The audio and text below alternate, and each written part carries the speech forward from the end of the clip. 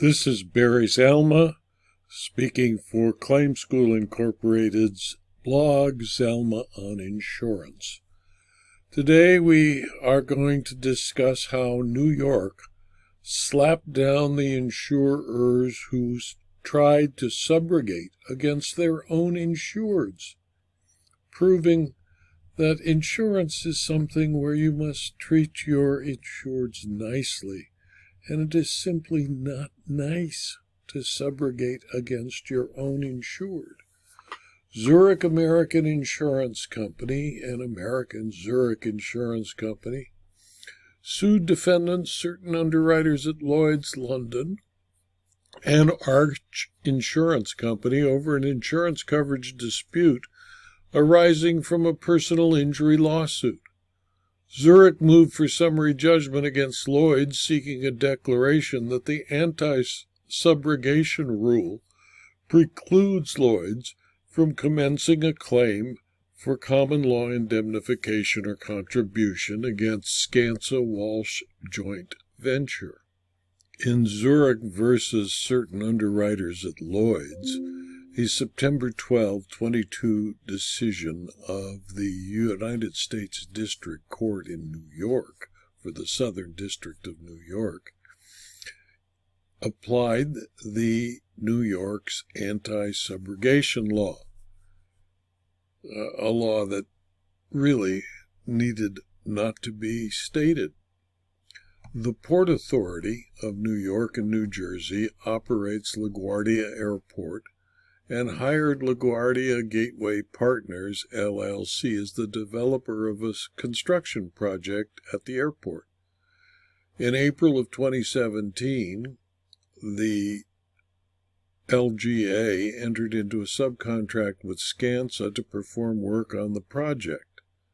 Section 20.1 of the contract required LGA to procure a commercial general liability policy under which Skanska would be the first named insured and LGA would be the named insured. The contract required Skanska to indemnify, defend, and hold harmless LGA for any losses suffered or costs incurred by LGA to the extent by any third-party claims for bodily injury arising out of Skanska's negligence performance, or any breach of the contract by Skanska, or any breach thereof by LGA directly caused by acts or omissions of any Skanska party. The contract contained a similar clause requiring Skanska to indemnify the Port Authority for its losses.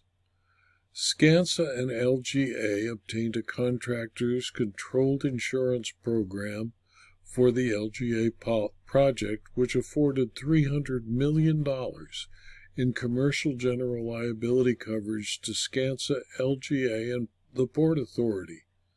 Zurich American issued the primary commercial general liability policy in the CCIP tower with a $5 million limit. Arch issued the first layer excess policy with a $5 million limit, and Lloyd's issued a second layer excess policy with a $20 million limit. American Zurich also issued workers' compensation and employers' liability to Skanska. On January 21, 2018, Quentin Mayo, a Skanska employee, was working at the LGA project when he was injured. As a result, he filed a lawsuit against the Port Authority and LGA. The Port Authority and LGA then requested coverage under the Zurich American policy, which Zurich agreed to provide. Fabiani, Cohen, and Hall, FCH, was hired as defense counsel for LGA and the Port Authority. In March of 2021, Lloyd's emailed FCH and asked why it had not instituted a third-party action against Skanska for common law indemnity because Mayo was employed by Skanska. Following discussions among Lloyd's, Zurich, and FCH, Zurich American filed this suit for declaratory relief. Zurich sought a declaratory judgment from the USDC that any claim potentially brought by Lloyd's against Skanska for common law indemnification or contribution was barred by the anti-subrogation doctrine of New York. The sole issue before the USDC was whether the anti-subrogation rule barred Lloyd's from causing its Insured's LGA and Port Authority to sue its other named insured, Skanska, for common law indemnification or contribution. Under New York law, the anti-subrogation rule provides that, quote, an insurer has no right of subrogation against its own insured for a claim arising from the very risk for which the insured was covered, close quote, citing to North Star Reinsurance versus Continental, a 1993 decision of the New York appellate courts. The rule was established both to prevent the insurer from passing along a loss to its own insured and to diminish the possibility of a conflict of interest between the insurer and insured that may otherwise affect the insurer's incentive to provide a defense for the insured. The United States District Court agreed with Zurich that the anti-subrogation rule applied because the two essential elements were met. First, Lloyd's is seeking to subrogate against its named insured Skanska. Second, the risk of injury to Skanska's employees is covered by the Lloyd's policy.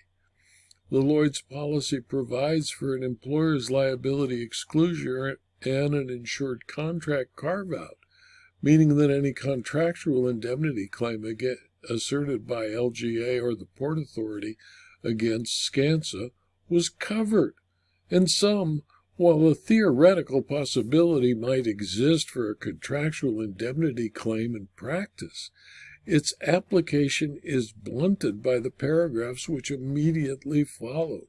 In the contracts, Lloyd's contended that a claim for indemnification or contribution against Skanska is not a covered risk, and if there is no viable claim, there's no conflict of interest for which the anti-subrogation rule is meant to guard against. However, the USDC noted that the decision in Ace American versus American Guarantee, a 2017 decision of the Southern District of New York, Ace American Insurance Company, and American Guarantee and Liability Insurance Company were in dispute over which insurance company was responsible for funding a $5 million share of a settlement for a personal injury lawsuit. Ace had issued workers' compensation and employer's liability to a company called Wager Contracting, while American Guarantee had issued to it a commercial umbrella liability policy.